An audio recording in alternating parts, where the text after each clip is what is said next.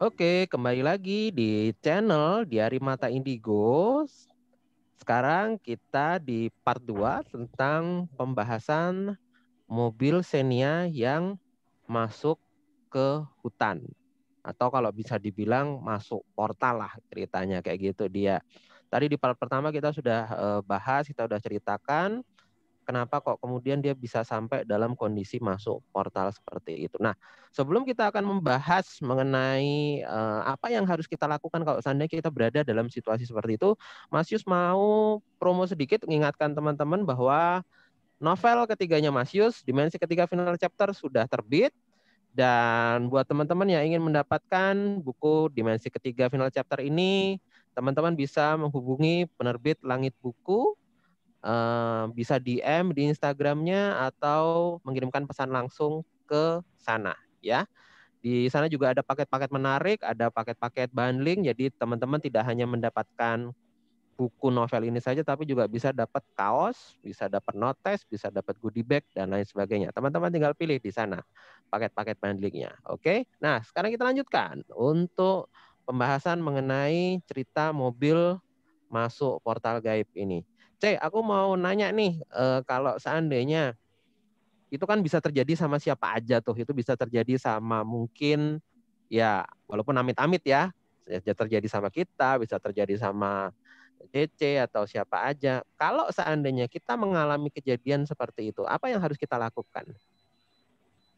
Mungkin kalau sama aja sih kayak kita bermimpi ya. Hmm. Eh, kita masuk ke mimpi, masuk juga sama ke dimensi lain. Hampir-hampir mirip kan dengan kisah Hmm. dengan kehidupan. Ya. Ya mungkin kalau kita sadari ya buru-buru deh doa gitu ya kan. Minta Hmm. perlindungan Tuhan sih tentunya. Oke, kayak gitu. Jadi Karena kita udah menyadari dengan nih kita hmm, bukan di dunia yang kita, apalagi kan beda ya. Kita kok bisa ada di sini gitu loh. ya pasti ada kerasa seperti itu, kayak gitu. Iya, paling awalnya panik kan emang itu sengaja dibikin panik dan nggak berkutik apapun Hmm. sehingga kita lupa doa kan. Ya, oke, oke, oke, oke. Oke, Tadi sempat buka dan juga sih. buka lagi. Apa tuh bacaannya tuh? Iya, Ah, ini di kartu ketiga bacaannya. ada Hah? sorrow. Sorrow. Ya, Oke. ini kelihatannya dia bingung. Oke, Pada saat bingung. dia Jadi dia menyadari itu mengalami dia bingung. Apa yang ya, dipikirkan yang akan menciptakan. Nah, oke. kata-kata ini tuh aku langsung connect banget sama Mas Yus bilang Hmm. dia bukan perkataan tetapi pikiran. Ya, sekali lagi dia pikiran Hanya ya. hanya Oke. bisa terlepas dari belenggu jika mau mengakui bahwa semua selalu ada sebab dan akibat. Jika dibiarkan tak akan ada solusi. Kayak gitu. Ya, ya, ya, ya, ya. Bisa ya, masuk akal sih kalau misalnya kayak gitu pasti ini sebenarnya kalau aku lihat lebih menunjukkan kondisi dari orang itu. Ketika dia Masa-masa sadar ya. bahwa dia masuk ke dunia lain atau ke dimensi lain, pasti dia kebingungan, sedih, bingung, khawatir dan sebagainya, dan dia harus menyadari bahwa ada sesuatu yang sebenarnya menjadi penyebab, sebab akibat itu tadi yang itu kebaca di kartu. Ya. Oke. Nah, aku juga sebenarnya eh kalau ngelihat dari cerita-ceritanya sih sebenarnya kan kayak cerita di part satu yang tadi Mbak Gita bilang bahwa dia ayahnya itu masuk ke dimensi lain dan di situ ada kayak acara wayangan gitu, acara pertunjukan wayang kayak gitu. Dan di situ disuguhi makanan dan lain sebagainya. Kalau Mas Yus juga inget kata-kata Eyang atau kata-kata kakeknya Mas Yus yang juga dia pernah cerita ketika eh, entah mungkin pengalaman pribadi atau ada orang masuk ke dimensi lain, katanya pantangannya adalah jangan sampai memakan makanan yang ditawarkan gitu. Itu karena nanti ya itu takutnya nggak bisa balik.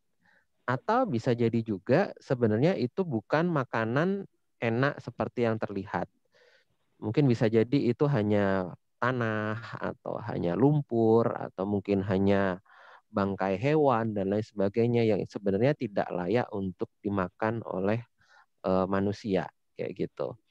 Kalau ini juga aku Dan pernah nih Mas. hmm, Pernah juga ya? Gimana Tapi tuh ceritanya tuh? bukan kisah nyata. Maksudnya Hmm. bukan di dunia nyata. Jadi Hmm. di alam bawah sadar. Oke, gimana tuh? Aku dibawa sebelum aku ke Campuhan, Hmm. bertemu dengan petilasan ya namanya ya, tempat Oke. Ibu Kanjeng Ratu, Hmm. Ibu Kanjeng Ratu Kidul. Aku sempat dimimpikan bertemu dengan beliau. Jadi Hmm. di bawah bawah laut itu. Cuman ya aku masih bisa Oke. Oke. Hmm.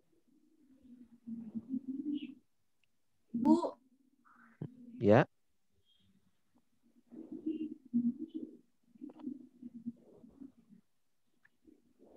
Hmm.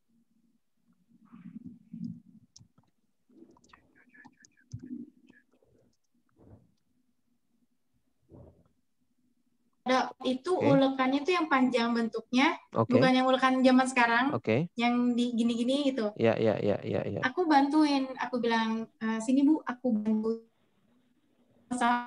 Adanya aku bilang Oke. pakai terasi, cabai, Hmm. garam gitu kan. Oke, oke, oke. Jadi Bumbu-bumbunya. aku Hmm. cobain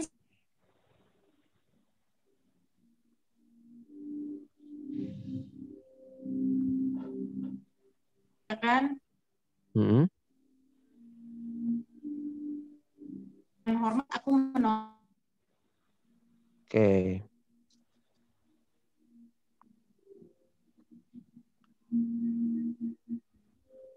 Aku dipulang. Oke, dipulangkan terus habis itu ya.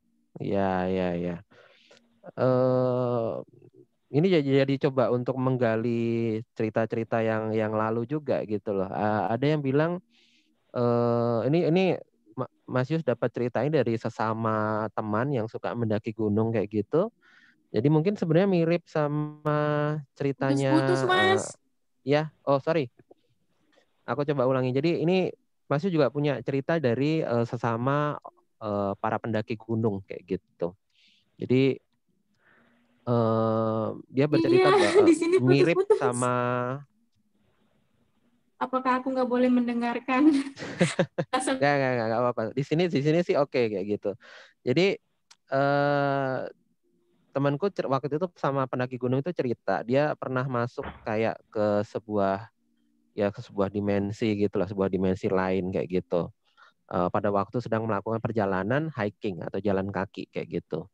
Waktu itu dia mendaki Gunung Rinjani yang ada di Lombok kayak gitu. Nah, pada waktu mendaki Gunung Rinjani itu dia sama gitu, kayak kayak ada sebuah rumah gitu, itu sedang mengadakan kayak mungkin kayak acara hajatan gitu, pernikahan gitu, acara pernikahan atau hajatan gitu, dan di situ lagi ada pertama kayak pertunjukan wayang kayak gitu. Tapi ini pakaian penduduknya kayak penduduk desa yang asli, yang cewek pakai kebaya, kemben kayak gitu, terus yang laki-laki kayak pakai iket kayak gitu itu, terus pakai celana yang 3/4 kayak gitu. Nah, terus pas dia nyampe kayak gitu agak heran juga, kok kayaknya di lereng gunung kok ada kayak rumah, terus ada kayak keramaian hajatan kayak gini. Dan yang menarik pada waktu itu yang bikin dia sadar bahwa itu bukan dimensi manusia adalah dia melihat pertunjukan wayangnya. Dia melihat pertunjukan wayangnya di mana waktu itu adegannya di pertunjukan wayang itu Arjuna lawan Buto Cakil atau Arjuna lawan raksasa kayak gitu, lawan Buto lah istilahnya kayak gitu. Nah, yang menarik adalah yang terjadi itu kebalikannya, bahwa yang menang, yang kemudian dikasih sorak-sorai, yang dikasih support, yang dikasih semangat itu malah bukan Arjunanya, tapi malah Buto Cakilnya. Nah, ini yang kemudian digarisbawahi bahwa dunia sana itu adalah dunia kebalikan kayak gitu. Jadi kayak cermin gitu, dunia yang sebaliknya. Kalau di tempat kita bisa dimakan, di sana itu tidak bisa dimakan. Kalau di sana itu yang menang itu yang, kalau di sini itu yang menang itu yang baik, di sana itu yang menang yang jahat kayak gitu. kalau di sini itu apa misalnya makanannya enak, di sana mungkin makanannya itu tidak enak, atau malah sebaliknya, yang di sana tidak enak, yang di sini jadi enak kayak gitu. Ini sebenarnya juga salah satu apa ya? Ya mungkin bisa dibilang pandangan-pandangan atau pedoman lah. Kalau misalnya kita masuk ke dimensi sana itu apa yang harus kita lakukan? Ya pasti kita harus sadar, oh kita bukan ada di dimensi manusia. Kita harus berdoa seperti yang Cece bilang. Yang kedua, kita pahami, oh apa tanda-tandanya bahwa kita bukan berada di dimensi manusia. Oh ada yang berkebalikan, ada yang nggak wajar dan lain sebagainya. Yang ketiga, seperti yang tadi Mas Yu sampaikan juga, tahu pantangan-pantangannya. Oh kalau kita disuguhi makanan nggak boleh dimakan. Oh kalau misalnya kita dikasih ini kita nggak boleh terima dan lain sebagainya. Karena bisa jadi kayak kejadian-kejadian yang udah sering terjadi, kayak nggak bisa balik kayak gitu. Bener nggak sih Ci kalau misalnya kita masuk ke dimensi mereka ada kemungkinan nggak bisa balik kayak gitu? Ada juga. Ada Gitu. juga yang kayak gitu. Ya berarti memang harus hati-hati ya, jangan sampai malah tersesat dan nggak bisa keluar gitu dari sana ya, kayak gitu. Jadi kayak cerita zaman dulu yang di anak-anak kecil yang diumpetin sama apa itu ya namanya. Terus Wewe. dia dikasih makan. Wewe gombel. Ya itu dia. Sampai Gitu. dia sampai pas ketemu tetapi dia kayak orang bodoh gitu kan, Kayak orang linglung nggak ya, tahu orang arah bingung lah, gitu linglung. ya. Yes gitu. Kayak gitu. Oke Ya ya mungkin itu. dipulangin tapi kayak gitu. Nah, itu juga harus hati-hati tuh kayak gitu tuh. Oke. Nah,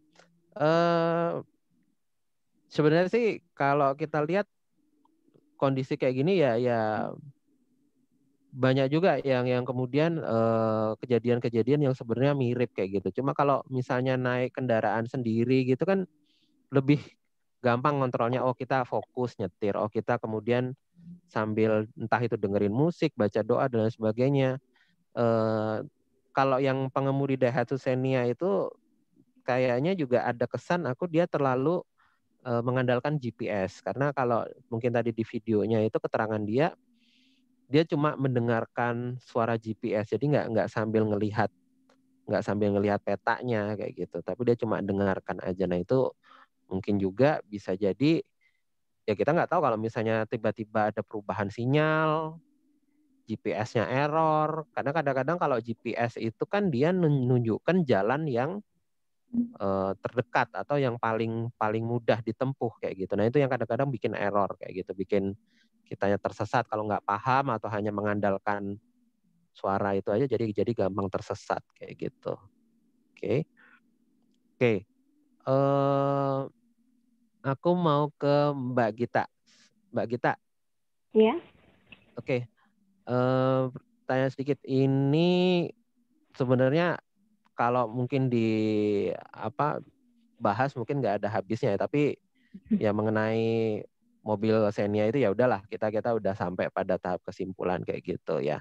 Nah, kalau Mbak Gita sendiri pengalaman pribadi, apakah pernah mengalami pengalaman yang mistis kayak gitu? Mungkin di luar topik yang tersesat atau masuk dimensi lain gitu, atau mungkin ngelihat penampakan dan lain sebagainya kayak gitu, pernah nggak? Kalau lihat penampakan beberapa kali sih. Berapa kali pernah. Beberapa kali kayak gitu. Iya, beberapa kali. Pernah di rumah. Di rumah lama saya tuh kayaknya banyak sih. Banyak. Oke. Apa tuh? Dapat apa tuh? Dapat kelihatan apa tuh? Itu waktu kecil sih. Waktu tengah malam. Habis minum kan, karena kegerahan. Habis minum, mau ngembaliin gelas ke dapur. Aku jalan, dari arah utara itu ada mbak-mbak pakai baju warna merah. Oke. Baju warna merah. Gitu. Terus kayak freeze gitu loh aku tuh. Terpaku kayak gitu terpaku, ya. Terus langsung keringet dingin, nggak bisa ngapa-ngapain, nggak inget apa-apa, pokoknya udah lihat itu aja gitu kan. Terus tuh kayaknya dia tuh kayak slow motion gitu loh, Mas. Oh. Kayak ada selendangnya gitu. terbang-terbang kayak gitu aku lihat. Iya, ngeri banget itu. Okay. Wah, terus langsung kayaknya ya, tuh kayak gitu, ya. Energinya tuh kesedot gitu loh, kayak habis lari-lari rasanya. Kayak gitu. Iya, habis udah bisa gerak langsung lari ke kamar udah. Terus penghuni rumah yang lain apakah juga pernah ngelihat penampakan sosok yang sama atau mengalami kejadian yang sama? Kalau penghuni rumah yang lain, apa ya, kakakku pernah lihat tapi tuyul. Oh, malah tuyul. Tuyul. Aku juga pernah itu di kayak tindian itu, Mas. Erep-erep. Kayak gitu. Nah, itu juga tuyul juga sama. Jadi konfirmasi ya sama gitu. Dan itu aku tindiannya tuh kayak nempel tidur ya. Iya, kayak nempel di belakang aku gitu, ada nafasnya gitu. Oh, ya. Pas aku bangun masih ada itu, masih nempel di belakang gitu. Oke. Ya, ini sekedar pengalaman horor untuk tambah-tambahan cerita ya. Memang mumpung malam Jumat, cerita horor kayak gitu asik jadinya. Malam Jumat Kliwon lagi kayaknya nih besok. Ini malam Jumat Kliwon ya? Ya. Luar biasa memang malam ini ya. Memang jadinya lama-lama auranya jadi berasa juga. Oke. Tapi bagaimanapun kita udah sampai di akhir segmen ya. Dan ini juga supaya jadi pelajaran buat kita berhati-hati di jalan dan tetap kemudian fokus dan jangan sampai mungkin pikiran kita kosong atau malah memikirkan yang tidak kayak gitu. Aku mau ke Cece dulu. Pertanyaan terakhir nih, Ce. Saran atau mungkin bisa kasih nasihat gitu supaya kejadian kayak pengemudi Daihatsu Xenia ini nggak terjadi sama kita kayak gitu. Kira-kira tips-tipsnya gimana, Ce? Oke, kalau saran dari aku simple. Gimana? Kayak tadi Mas Yus bilang, kalau kita jalan ya harus konsentrasi, apalagi sendiri ya kan. Kalau ada temannya mungkin kita bisa sambil ngobrol, ya kan. Pastikan dulu kita ya harus doa. Kalau emang itu ada radio ya setel lagu. Doa-doa lagu ibadah, walaupun dia muslim atau apapun itu kan pasti ada setelan lagu tuh ya kan di mobil untuk jaga-jaga diri lah gitu. Oke, itu juga. Jadi dengan nyetel itu pikiran kita jadi nggak kemana-mana, tetap fokus. Iya. Dan yang penting ya kita juga mungkin sebelum perjalanan juga kalau bisa sempetin doa kayak gitu ya. Doa, betul. Kayaknya itu diganggu sama mbak-mbak yang lain ya untuk ngomong GPS. Soalnya kan dia cuma denger ya kan, nggak lihat GPS gitu loh. Betul itu. Ya.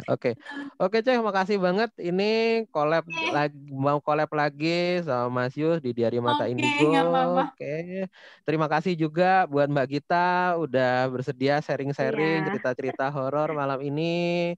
Mungkin nanti kalau ada kesempatan atau mungkin nanti pas terpilih lagi bisa hadir lagi di channel Diari Mata Indigo ini ya. Kayak gitu. Makasih banget. Iya, sama-sama. Teman-teman, Mas Yus cukupkan untuk segmen bincang-bincang mistis membahas tentang cerita Daihatsu Xenia yang masuk ke hutan Pacet pada malam hari ini.